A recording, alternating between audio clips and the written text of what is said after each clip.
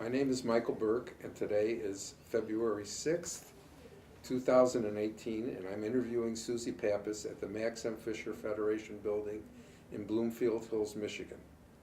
The interview is being recorded as part of the Women's in Leadership Oral History Project. The Women's Philanthropy Department of the Jewish Federation has had many names throughout its history, including Women's Division and Women's Campaign and Education Department. For the purposes of this interview, we will refer to it by its current name, Women's Philanthropy. Susie, do you give permission to the Leonard N. Simons Jewish Community Archives to publish, duplicate, or otherwise use this recording for educational purposes and for use as deemed appropriate by the archives? Yes, I do. Good. Then we'll start. All right. So let's start at the beginning. Okay. Tell us a little bit about your formative years. Where were you born? I was born in Chicago, and at 2 years of age, my parents and I moved out to Highland Park, where I lived basically my life until I went off to college. I was the oldest, and after we moved to Highland Park, my mother had 2 more children, 2 boys, so I was the oldest of 3, and just loved living in the suburbs of Chicago. I loved my neighborhood. I loved it all. But when I was 13, right after 8th grade, my father was transferred to New York City. So we packed up, and our little family moved out to Westchester. And for 3 years, I went to high school in Scarsdale, New York. But he didn't like working in Manhattan. So after 11th grade, we moved back, and I walked into Highland Park High School and graduated my senior year with all of my friends that I had grown up with, and it was great. So I had kind of an adventure for a few years, and then I came back home. What did your dad do? My dad was in sales, and he worked for a company called Formfrit Rogers, and they were bought out by Genesco, and Genesco moved us to New York. And they moved you back as well? No, he didn't stay with Genesco very long. He was there with Genesco probably, but the thing that's interesting is that we kids knew nothing. We just lived our lives. We didn't really know the ups and downs, but he really did not enjoy his time in New York and tried a few different companies, and finally, I think, must have said to my mother, I want to go back to Chicago. So we went back to Chicago. So tell us about life in Chicago related to your Jewishness. Okay, well, Let me just, is it, tell me a little bit about your religious practice, but also about your cultural practice as a Jewish family. Okay, so that's what I was going to go into. I never even knew that anybody wasn't Jewish. I swear, I thought the entire world was Jewish. We were brought up by 2 very, very Reformed parents. They were both products of the old-time German Jewish people, and they were from the south side of Chicago. Hyde Park was where they were all brought up. I was raised very culturally Jewish. I knew I was Jewish, but there wasn't anything specifically that differentiated us from the rest of the world. And in fact, we always had a Christmas tree, which I have come to find out now isn't so unusual for the old, very Reformed German Jews. So we did have Seders, I think. I'm not even sure if we did. We went to Sunday school. The one thing that I will tell you is somewhere along the way, my parents, with a group of about 5 other families, decided to start a temple. So they started Temple Jeremiah in Winnetka, Illinois. And, it was still a very Reformed temple, but that was kind of what they did. It wasn't until I met my husband, Norm, and brought him home. We had a very fast engagement, from where so he came home the first Christmas and saw that Christmas tree. And we never had a Christmas tree again after that. It was gone. It was gone. And once I married Norm, we moved to Detroit. And I guess there are some people that maybe had that tradition, but most people here in Detroit did not. And we just did all the Jewish things that everybody does.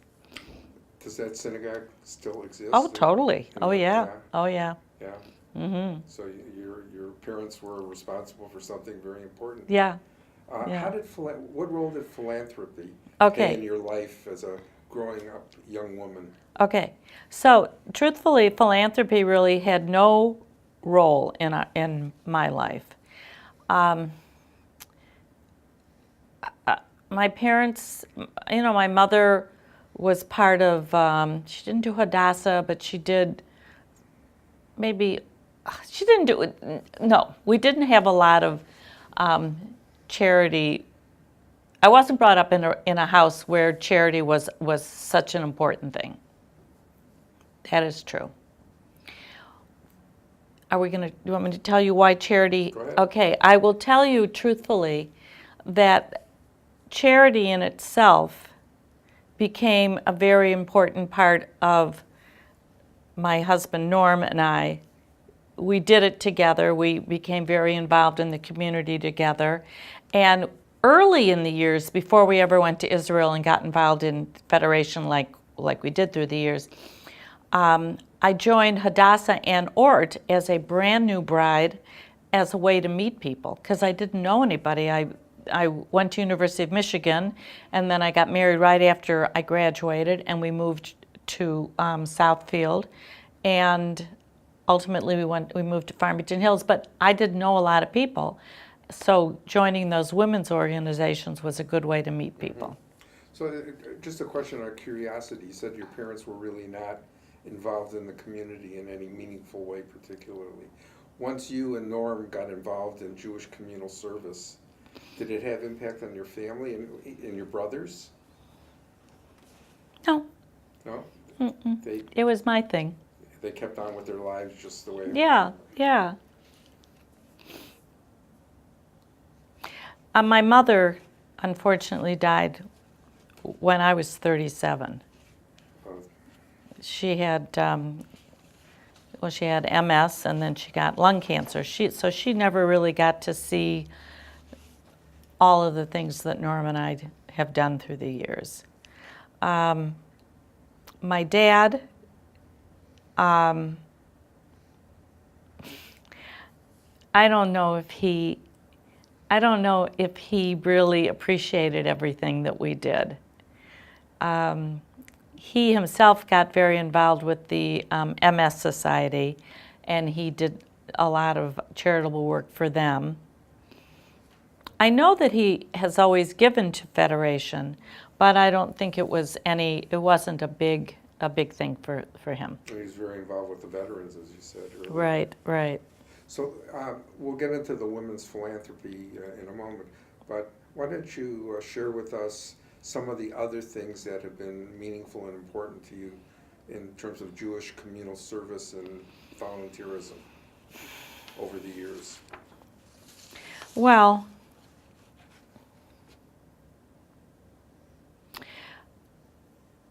I think I have to back up a little bit, if you don't mind. I don't. Okay. I'm going to kind of tell you a little bit about how we got so involved in the community. Okay, that's a good.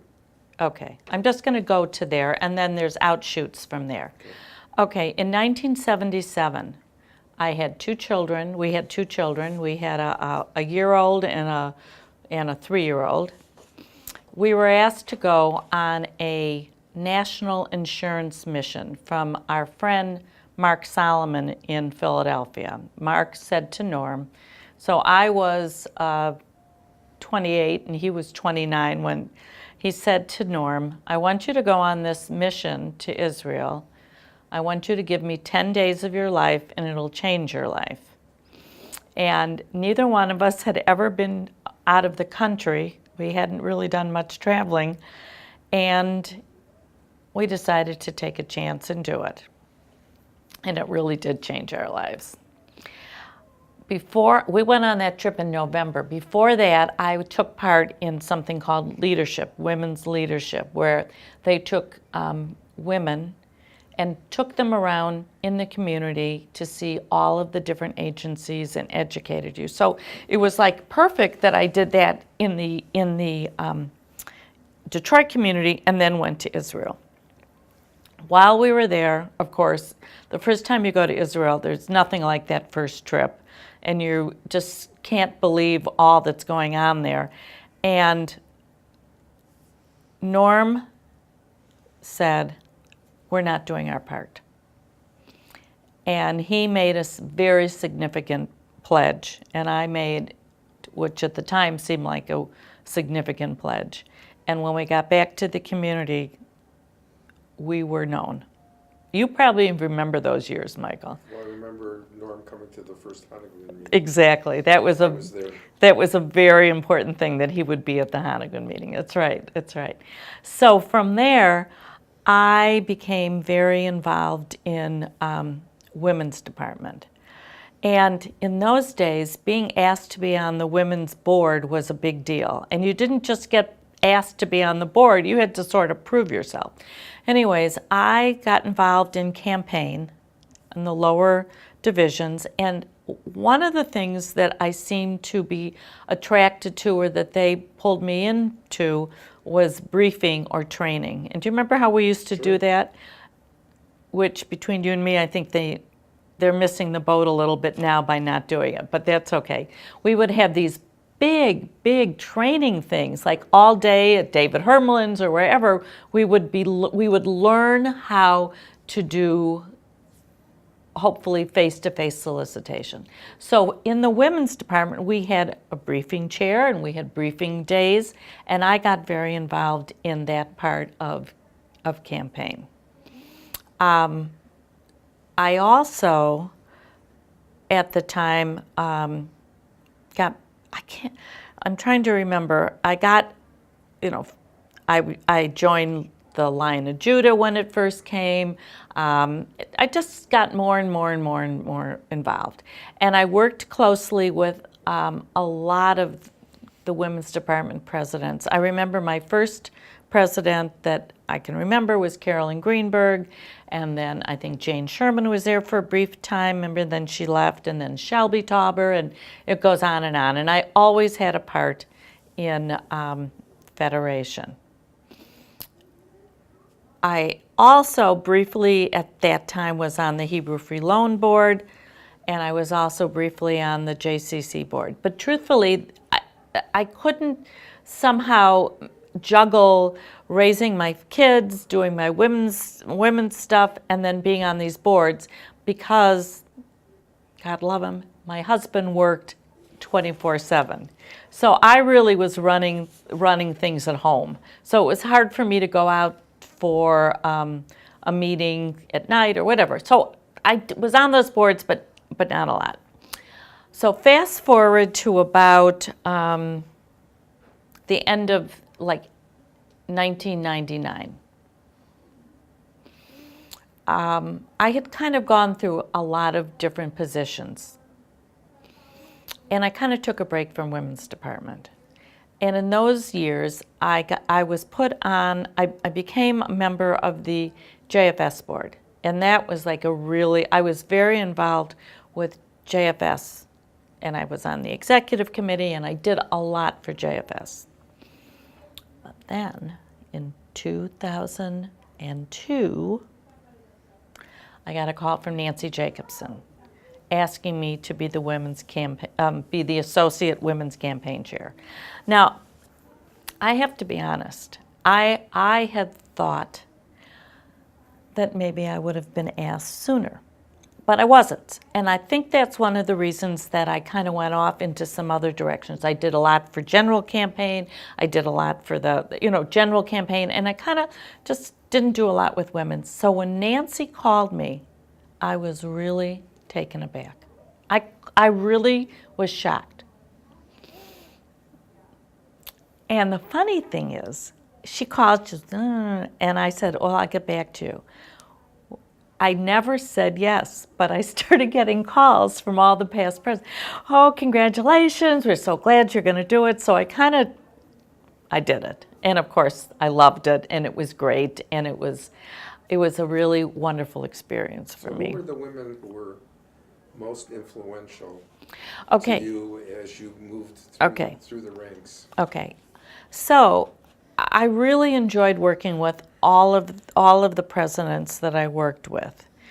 But I think I started getting more seriously involved. Well,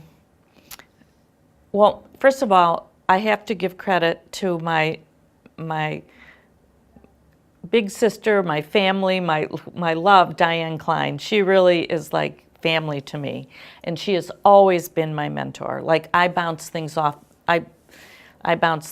her still to this day. So Diane was a friend as well as somebody I worked with. But I worked with Linda Klein, and I loved working with Penny. I thought she was absolutely wonderful. Nancy Grossfeld. Beverly is also a very close friend of mine, Beverly List. So, I've kind of done a lot with her, behind her, all the way through. Like when she did Bar-Elan, I was involved with that with her, and anything that she's done, I've kind of been involved with Beverly. So I guess it's okay. So what?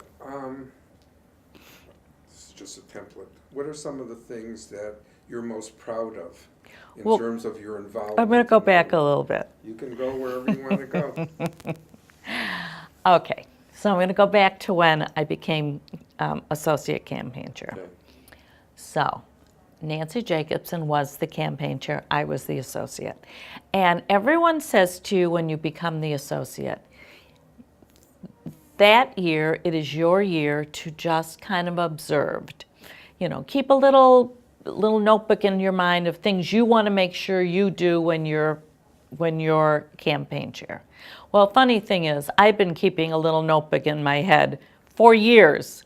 I mean, I'm pretty. I know kind of how I want things done, and I kind of knew. Probably since you were born. No, but at least since I started working in the in Federation. So I watched Nancy, and we had a good year. And then something happened at the end of her year.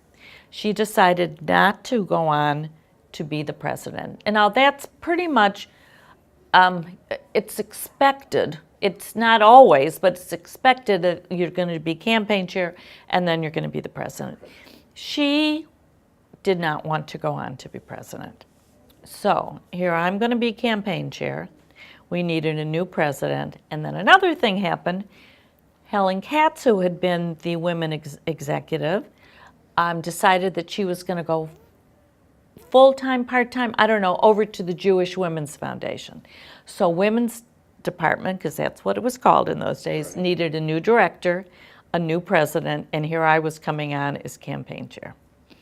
Well, the fates were definitely in my favor, in all of our favors. We got Marion Friedman and then Sandy Schwartz. And the three of us were just a fabulous team.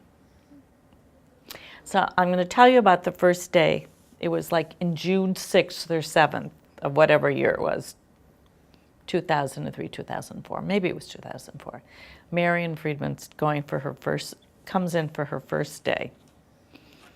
Now, I'm not going to tell you all the specifics, but I was a little nervous. I didn't know Marion. She really had done nothing in women's department, so she was coming in really, really cold. But you know Marion. I know Marion very well. I know Marion. Well, now I do. So I had nothing to worry about. So I go in the first day. She sat in her chair, I sat at the table, and we just schmoozed and got to know each other. But the best thing that happened was, that was in June. In July, she went with me on the campaign chair's mission. She was the, exec, and she was, professional, I was the lay. And that really solidified our trip. We just giggled and laughed and had the best time, and we both really developed a very close fondness for each other that continues to this day. So it was Marion, me, and Sandy, and we had an absolute ball. But I came in with this mantra in my head: everything old is new again. So things that had kind of been like not done for a while, I wanted to bring back, which I did. More like we did more phone-a-thons, and we did, and just things that I thought really worked, and I think it was a pretty successful run. So tell me what you feel, because you've raised it, and I think it's an important thing. The relationship between volunteers and professionals are in your mind. Well, I personally have only had excellent experiences working with the professionals, and I really like all of the, when I was at JFS, it was Norm Keene and then Perry, who I thought was great. I didn't tell you that I have been doing Hebrew Free Loan, so I got to, well, you know that because we worked together. So, I love David Cantor, he's great. Marion is like, and I just have loved all of my time working with professionals. I think we have outstanding professionals. I love the years when Bob and Mark were doing general campaign.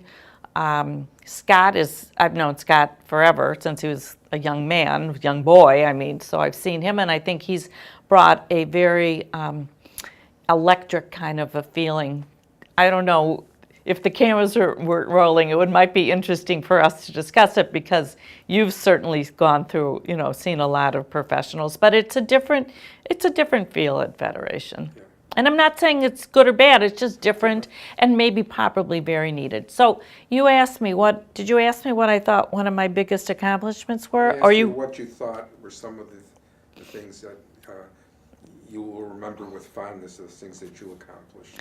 Well, I will tell you that one of the things that was very important to me, and I do feel that we did accomplish it, was making women's department young again.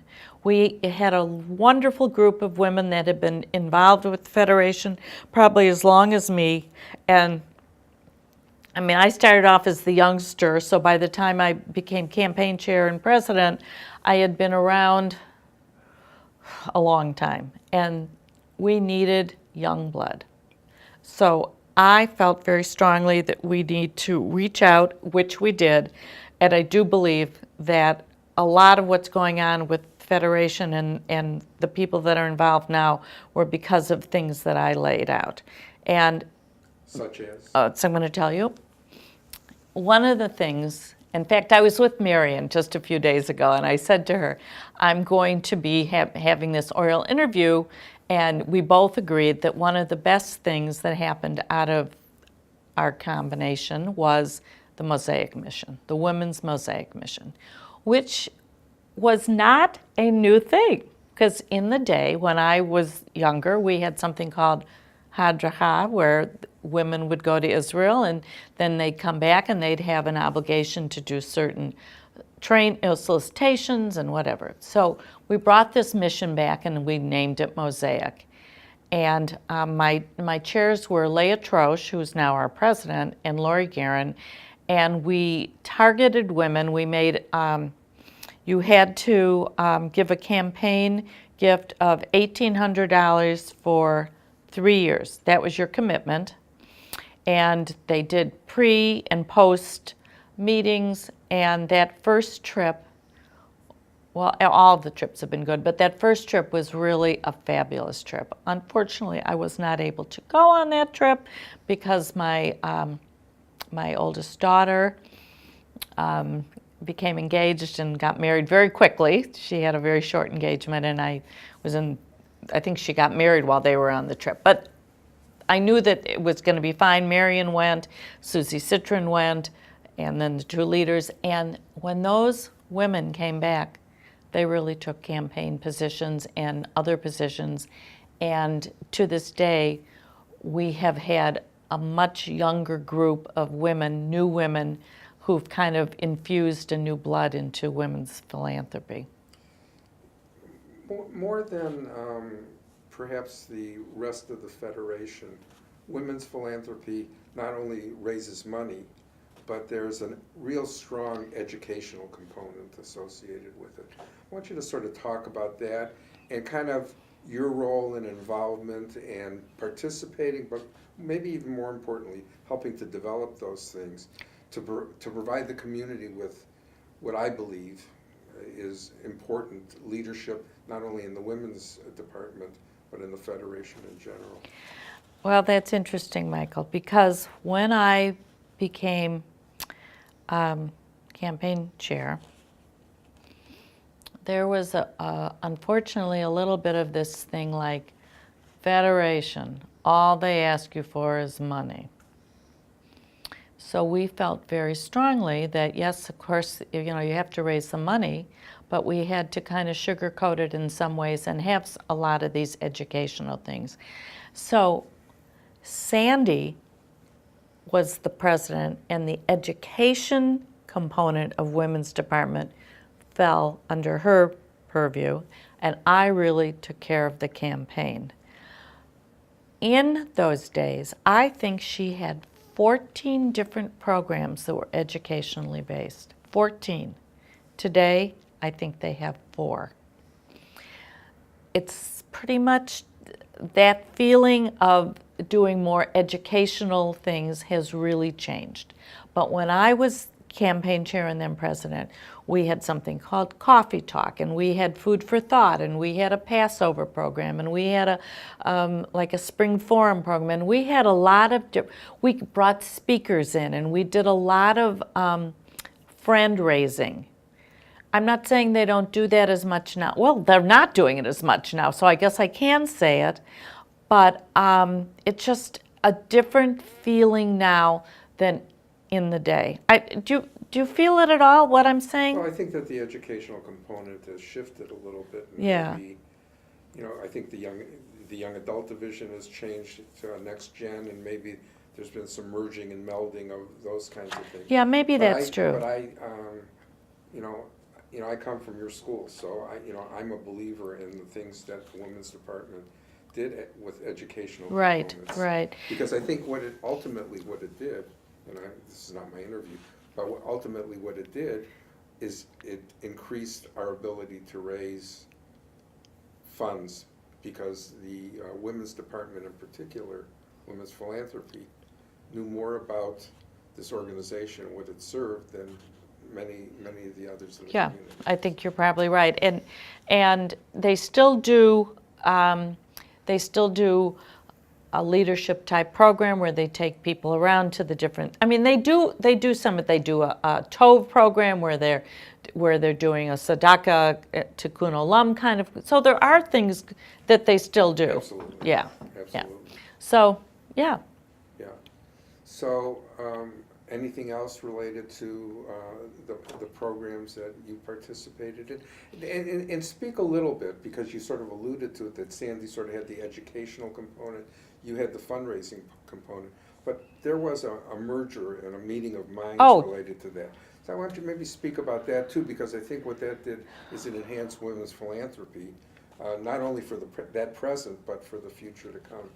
Well, we would have like once a week meetings, so we would tell each other exactly what we were doing in our different areas. And the other thing that I remember so strongly, because she had so many committees and I had so many different divisions, we had a lot of fundraising divisions, and you'd have to get leadership. So we would talk together about which women she was going to ask and which women I was going to ask, because we didn't overlap. So we had to have a lot of people in leadership roles, and then she had to find the right people for her committees, and then I had to find the right people for my divisions. And that's kind of, I was very much aware of what she was doing, and she was aware of the things that I was doing. And how about the women? Were they aware that they were part of a totality? Oh, yes, and yes. Do you feel that benefited not only the women's philanthropy program, but the Federation in general? Speak to that. Well, I always have thought that women's department was the heart and soul of Federation anyways. I always felt that because of the education, general campaign was a campaign, and young adult was like just a beginning, like stepping off into just wading into the pool. But women's did, like you said, we had a very, very robust campaign, and we had a lot of other activities that women could get into.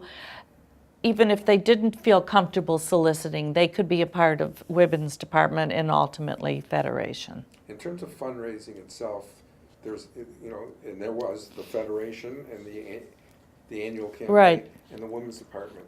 Was there a difference in the way women solicited for gifts as opposed to the way the general campaign? Oh, you know the answer to that. But I'm asking that. Yeah, okay. Of course there was. We had a much softer way of doing it.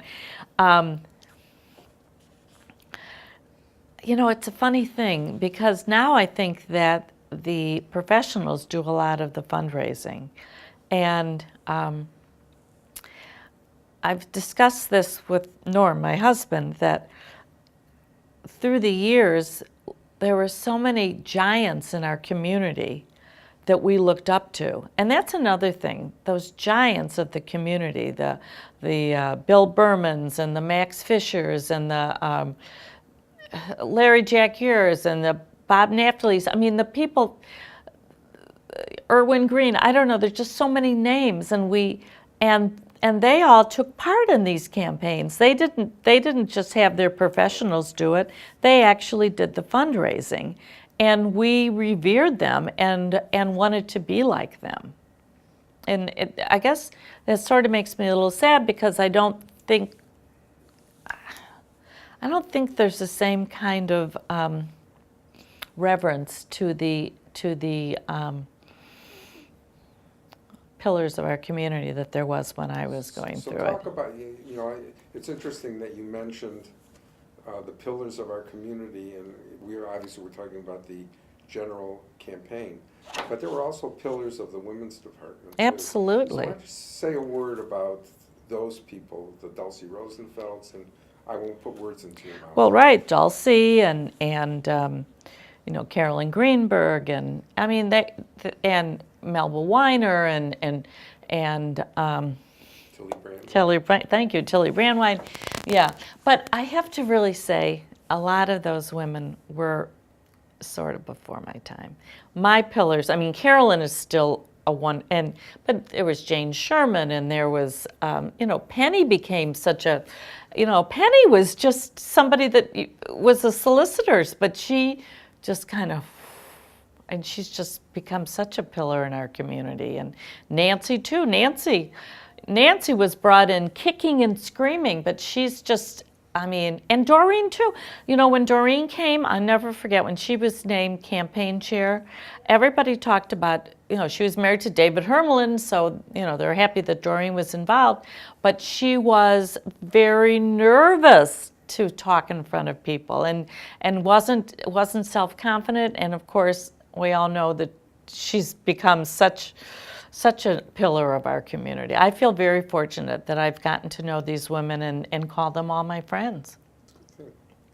You obviously rose to be the president of Women's Yes, I did. Tell us what the decision-making that made you decide that you wanted to move from campaign chair to women's president, and what you hope to accomplish when you became president. Well, okay. I watched so many women that I worked with in the campaign take on these leadership roles. And I remember this is in the 80s, Diana and Emery were over at our house, and she was going to become the women's campaign chair or president. And I remember thinking, wow, that's really amazing that she has the ability to do this, and would I ever feel comfortable enough to be able to take on such a responsibility? And they asked Beverly, farther down the line, they asked Beverly to become, and Beverly and I had really been going, on a track. And even when they asked her, I thought, wow, I don't know if I could ever do it.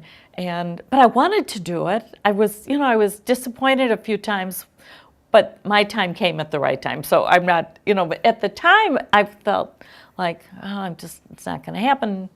But I guess I wanted to do it because I felt so passionate about Federation and the community. And I was thinking something today that I just have to say. I don't even know if it was in preparation for this interview. But when I finished my presidency, I still was sort of a little involved. I was on the executive committee because I was a past president, or I was on the executive committee because I had taken a job. This is for Women's Department, and I was still involved. And then I got involved with the Hebrew Free Loan, and that was something I felt very deeply about.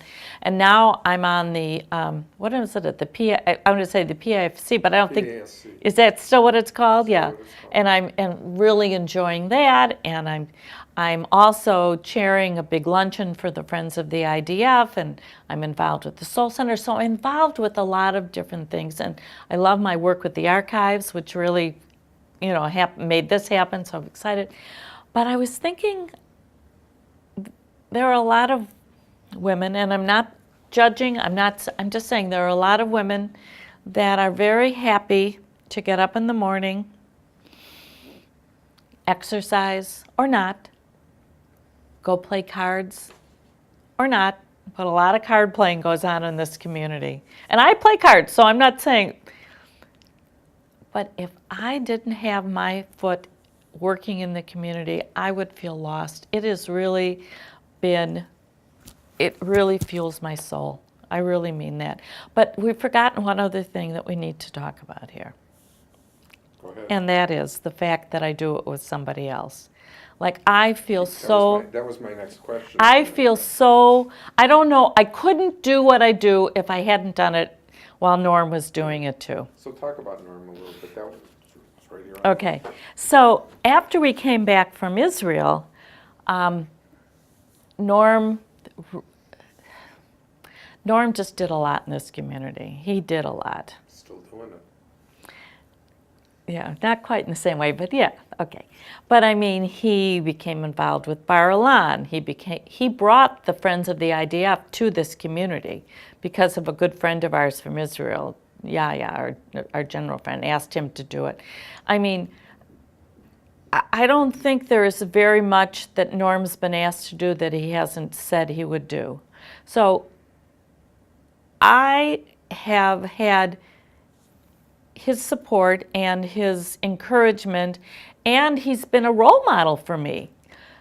So as much time as I put into it, he puts into it, and we did it together. And the interesting thing is, it sort of culminated with when he became president of the foundation, and I was president of the women's department.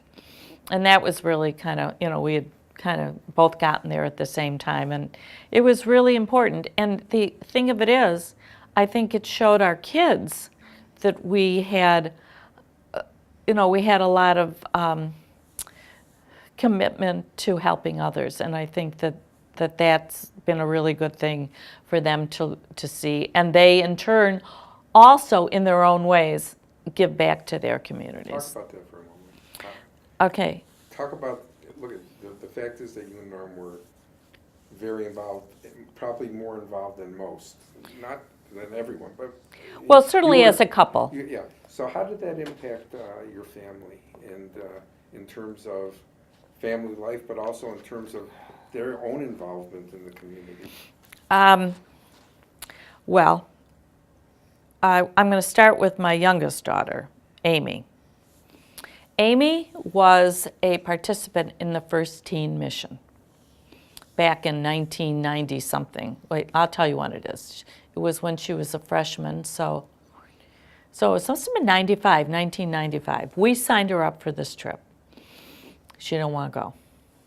She was a very scared kind of a, she just didn't, okay, but we signed her up.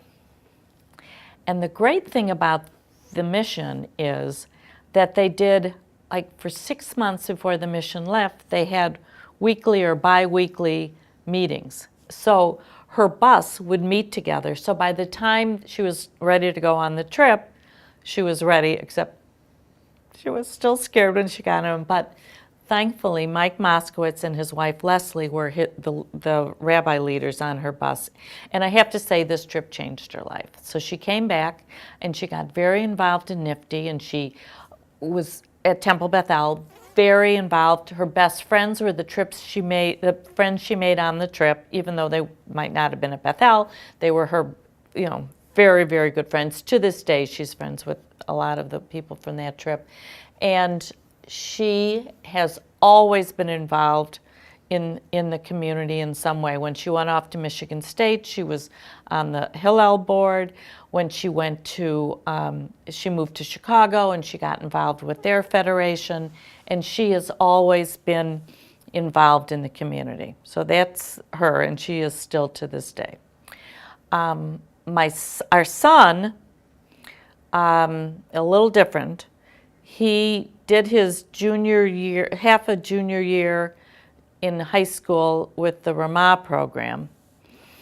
But then he got kind of into some different kind of spirituality. He's a very spiritual person, but I wouldn't say that it's Jewishly motivated. But he believes, he, of all of our kids, is wanting to give money here, there, everywhere. He really feels charitable and really wants to help where he can. And then our older daughter,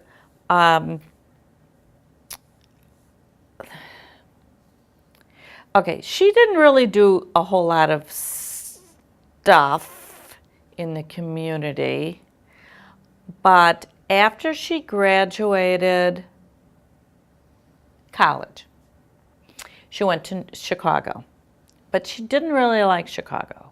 So after about 6 months, she came home, and then she was going to go to law school in New York the following September. So she needed something to do. So she came to the Federation and met with the community shliach. At the time, it was Jeff, what was his name? Jeff, I forgot. You know who I'm talking about. Exactly. Okay. And she wanted to go to Israel. So he laid out a bunch of different trips for her that she could go, and she chose a trip called Leonard, which was billed as a trip to Israel for a college student who has had little or no Jewish education. So Leslie considered that she went to Temple Bethel, she was bat mitzvahed, but after that she didn't really do anything. So she went on this trip, and that changed her life. So it is a program that exposes young people to the beauty of Judaism, I guess we'd have to say in an Orthodox way. So not everybody has to go that way. Anyway, she moves to New York, and she goes to work for Leonard as a part-time job. And she started law school at Cardozo Law School, which is part of the Yeshiva University. And she started going to Aish up on 83rd Street. And long story short, she became an Orthodox girl. She spent a lot of time in Israel. She did go to law school. And she only worked, she came back to New York. They saved her job. She came back to New York, but then she left law and she went to work for the New York Federation. And she worked for the New York Federation for several years, and she did a really cool program called Do a Mitzvah, Give a Mitzvah. And what that program is, she worked with bar and bat mitzvah kids who are having their bar and bat mitzvah in New York. These are all very wealthy families, and the kids didn't need gifts. So they would come to Leslie and talk about whatever it is that they were interested in, and they would develop a mitzvah project that people could ask their friends, instead of giving gifts, to donate to this program. For instance, one girl loved soccer. So Leslie found a girls' soccer team in Israel that she could benefit, and they would put that on the invitation. So she did this Do a Mitzvah, Give a Mitzvah, and it was a great program. Then she was fixed up with her husband. He was in Cincinnati getting a PhD. He had grown up in New Jersey, a conservative family that maybe were kind of dabbling in Orthodoxy. He wasn't really interested, but when he went to the University of Massachusetts, for some reason, he became interested in Orthodoxy. Now I have to tell you a funny story. I hope this is okay. Okay, this is a funny story though. She ends up marrying Nat. Great. They're both Orthodox.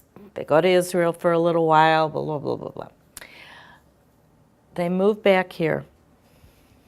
And Leslie and Nat go to a program at Hillel Day School when Dan Senor came and spoke. They really wanted to come and hear Dan Senor because in the day when he was in New York and Leslie was in New York, I'm not going to say they dated, but they were very good friends. Leslie wanted to see Dan. So she and her new husband go to Hillel Day School. And Julie, what was her name? Julie Zuckerman Tepperman comes over to me and she says, "Is that Nat Unger? Is your daughter married to Nat Unger?" I went, "Yes, why?" Well, when Nat was at University of Massachusetts, Julie was like a Hillel intern there, and she knew Nat. It's just such a small world. Yeah, yeah.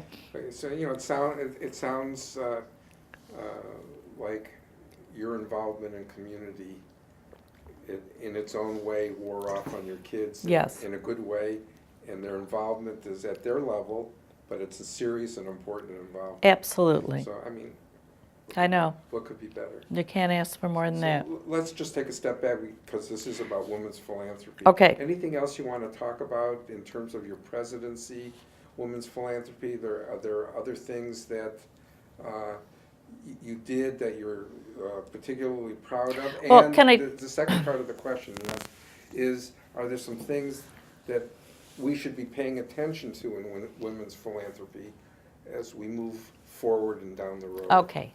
I'm going to tell you women's philanthropy is in very good hands. And I want to tell you why I can say that. Because almost every woman that is in leadership roles today would tell you that they're there because of their experiences when I was president. I mean, Leah Troche, Betsy Hewer, these girls were all girls that I mentored and brought up. I mean, Leah, I asked her to chair that mission. Before that, she had been, maybe she was a vice president. I don't know. But a lot of the women today were women that I could see that they were going to be great leaders, and I feel very, very fortunate that I was able to work with them and help them get to the place that they're at now. And I think Women's Department is doing really, really well. How do they interact with the general campaign, in your opinion? And are there things that they're doing well, and are there things that they should be? I don't know if I can really answer that. I don't really know. But I do know that they're doing some really exciting programs. I mean, they are doing this program they call the Signature Event that's kind of a takeoff almost on the epic event that Next Gen does, and they get a big group of women and they bring in a great speaker, and they're doing a lot of things that that bode well for fundraising and for women's philanthropy. See, I believe, this is just my belief, and it was always that way, but even more so, that women play a more important role in determining family philanthropy than they used to. It's just my own personal. Than they used to? Yeah, That's interesting. I think we were driven, at least overtly, by men, and the women sort of. But I think it's a little bit different. But that's off. Yeah. Do you think the Federation values women's philanthropy, and do they understand and realize the importance it plays? I don't know if they always did, but I definitely think they do now. What changed? What made it change? Well, I think that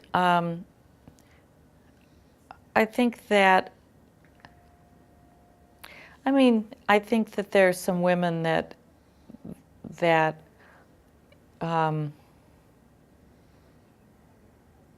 think I became, I just think that there's women that the general campaign look to that have stronger profiles, and I think that they do. Okay. And I think, and Federation in general. yeah, I think so. I mean, now we have our third woman president. That's pretty amazing. So, Michael, not that I just want to ask you if you want to ask me anything about the foundation. I am. That's my next. Because I think, how long have we been doing this? Well, okay. we got as much time as we need. So let's talk about that. Tell me what. I'm going to tell you. One step ahead of me. Okay. Tell me in your opinion, the difference between women's philanthropy and the Jewish Women's Foundation. Okay. And why there's a need. Okay. Let me rephrase it. Is there a need Okay. for both? Well, I'm going to go back a little bit and tell you, because I was remembering this. I was a vice president under Beverly Liss when she was president, and I remember this so clearly. That is when the Jewish Women's Foundation was being developed, and Beverly brought this idea to Helen Katz, and she brought in her good friend Margot Halprin, and together they kind of brought this idea forth. Now, it isn't a unique idea to Detroit, because Chicago had one, New York had one, and we in women's department knew about this. And I think that Beverly, in talking to Helen and to Margot, felt that it was a thing that Detroit could and should do. Now, the interesting thing is I was an original trustee along with Sandy Schwartz and about 10 other women. And How were the original trustees selected? No, it was self-selection. Self-selection? Self-selection. Just whoever wanted, the idea floated out there. You had to make a financial commitment beyond your regular campaign commitment. So you were right there at ground floor. Yes, I was. Yes, I was, right there. And at the time, there were women that felt very strongly that there shouldn't be a Jewish Women's Foundation because they felt that it took away from the women's campaign. And I might have felt that way somewhat, but I've been involved with it for such a long time that I realize that the Women's Foundation appeals to women. The majority of the women that have been in the Women's Foundation are women that were never really involved in women's campaign and education department. These were women that found their place, that the mission of the foundation, helping Jewish women and girls and being able to self-select where the money was going to go, was a idea that appealed to women, and that's why it became successful. Talk about the grant-making process. This is how it works. How does it work? I'm going to tell you. Okay, so everybody that becomes a trustee commits to giving $10,000, $2,000 for 5 years. Then at the end of the 5 years, you can re-up or not. Some did, some didn't. There was also different ways that you could do it. You could also become a lifetime trustee, or there were different ways but originally it was $2,000 for 5 years. Then they sent out letters to organizations telling them that we were going to do this grant making, and they sent in letters of intent, and then we as trustees pooled our money together, whatever was out there. Oh, and Federation gave us some seed money too. The foundation did. So we had a little bit of money to work with. And then we would sit around, we would read all the letters, we would discuss it, we did site visits to see and then we came back and we allocated the money. And it was very empowering, very empowering. Why do you think it's important for there to be a women's foundation that provides special opportunity for women's initiatives particularly? Well, first of all, I feel like that was a leading question. And I'm going to tell you that I'm not sure that it is important. And I'm going to also tell you that it has been very successful. And even if we didn't have it, there would be women that aren't involved in the community, but because we have it, there are women, and I've been to these meetings year after year. There's women that come to this meeting that you have never seen before. And there are a lot of women that are very passionate about the foundation, just for the reason that they can decide where the money goes, how much money is going to go, and that they feel that it is actually helping Jewish women and girls. So you're making a pretty good case. Right. So, Right. I mean, it sounds to me, I don't want to put words into your mouth, God knows nobody does that, Yeah. but that there is a real need for a women's philanthropy program and a Jewish Women's Foundation program as well. I want to ask you a question related to that. Have you found that these women who are involved in foundation activity, who were never involved in anything else, have they come around to other, even in terms of their giving? Okay, so interesting. I have not seen a lot of spillover. I haven't seen the women that are involved. I have seen women that are involved in women's philanthropy go over to the foundation. I haven't really seen it the other way. But that's okay, because there's a place for everybody. But what's interesting is there are women that are in the foundation that when they hear about these different, they become involved and interested in helping the agencies or the organizations that they maybe wouldn't have known about if they weren't in the foundation. Again, you're making a great case. Right. And that's important. Right. What are the things that you're most passionate about related to foundation activity? Are there things that really have resonated with you particularly, Susie? Well, I have to give kudos to our foundation execs.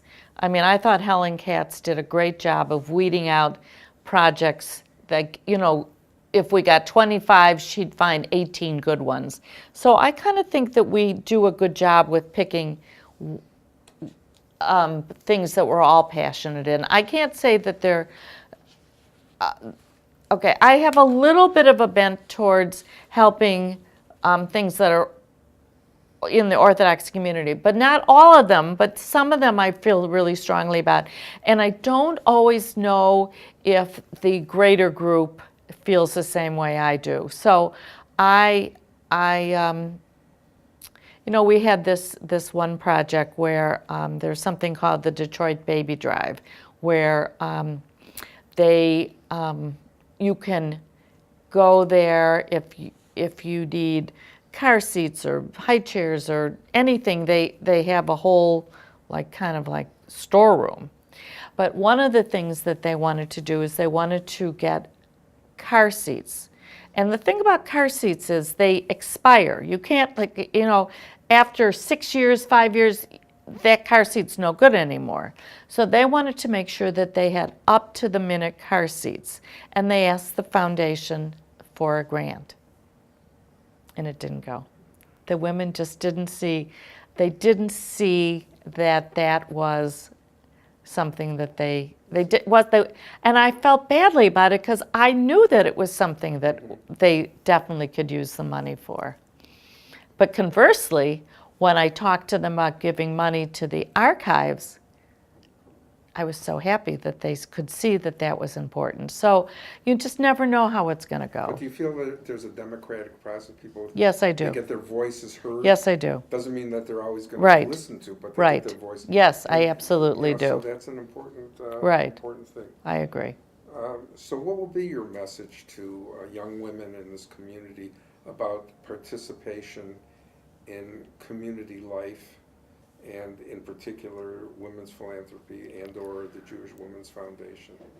Well, I really have to say that besides my family and my husband, and my friends, but my friends and my communal work definitely overlap, and I just think that it's a great way to feel good and have a good time doing it. Be better. Anything else you want to say before we? I don't know. Did we cover all those topics? We covered them, not exactly in this order. No, but it's we okay. covered them. Is there anything else we need? I think we did pretty good. Okay. We did Well, I pretty good. really have enjoyed talking with you, and I have to say, I love the Detroit community. It's been my home for close to 50 years, and I kind of always thought I was going to get back to Chicago, but I wouldn't trade my life in Detroit for anything. So I'm going to ask, I don't remember, but it could be on or, but it's at the end. How'd you get to Detroit? Well, I met Norm. Norm is originally from? Well, Norm's not from Detroit. He's from up. No, he was born in Midland. He lived in Marquette, but he went to University of Michigan, and he came to the Detroit area. And when I met him and we got engaged, I guess there was never any doubt that we were going to be in Detroit. And it's been a wonderful, wonderful place to raise a family, and it's just it's a wonderful community on so many levels. And I would encourage women to definitely get involved. And if it's not Federation, find something that speaks to you, because the communal work and working in the community really is such an important part of me, and I just believe in it so strongly. Great. Okay. Thank you, Susie. Thank you, Michael.